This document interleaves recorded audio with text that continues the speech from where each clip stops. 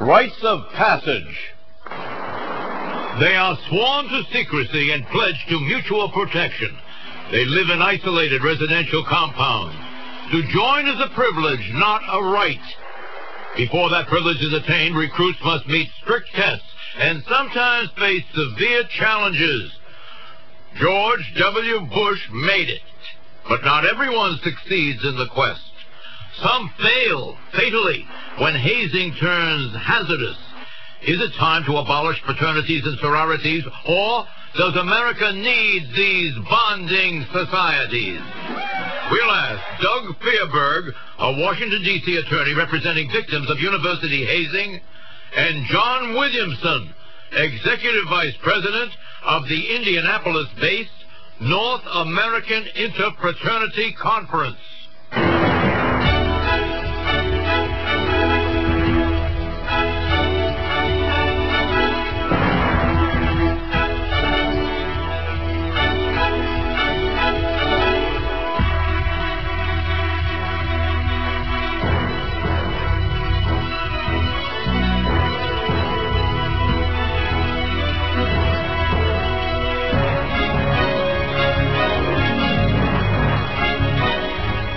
This question is addressed to you, Doug Fierberg. Tell us what you do.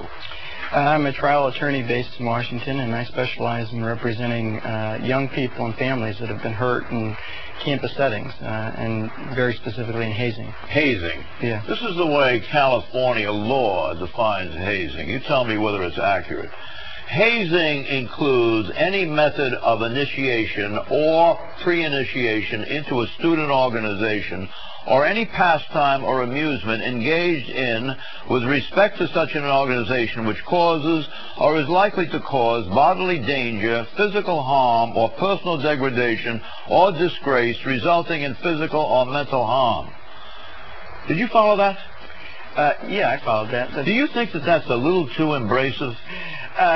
It's probably as large as the definitions of hazing get. I mean, of the 41 states or so that have hazing statutes, they vary to degree in terms of what they define as being wrongful conduct, and that's pretty comprehensive. Hazing serves no purpose, and that's why the fraternity executives are so committed to getting rid of hazing.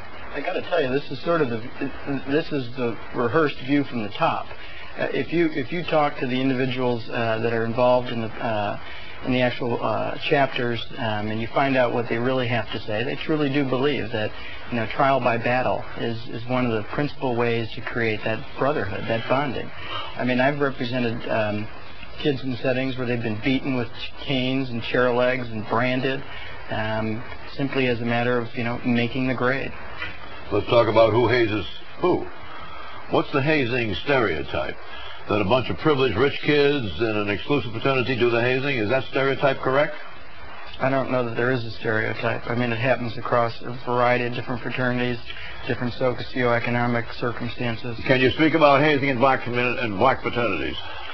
Yeah, there's been some widely publicized cases involving hazing in black fraternities. I represented a young man at the University of Maryland that was seriously hazed, beaten with chair legs, canes, whipped on the back, had a heat lamp exposed to his face because he wasn't black enough. Why was he so intensely hazed? It was the particular ritual of Omega Psi Phi fraternity, that they believed that this was a true test of manhood and perseverance and showed that this individual would be worthy. Did it take on a special vicious edge because, quote, he was not black enough, unquote, as Dr. John Williams, Executive Director of the Center for the Study of Panhellenic Issues, has written about? Well, the vicious edge, because he wasn't black enough, is that they put heat lamps to his face to darken his skin. And they whipped him on the back. Near the end of the 20th century, a young black man being whipped was a particularly disarming image for him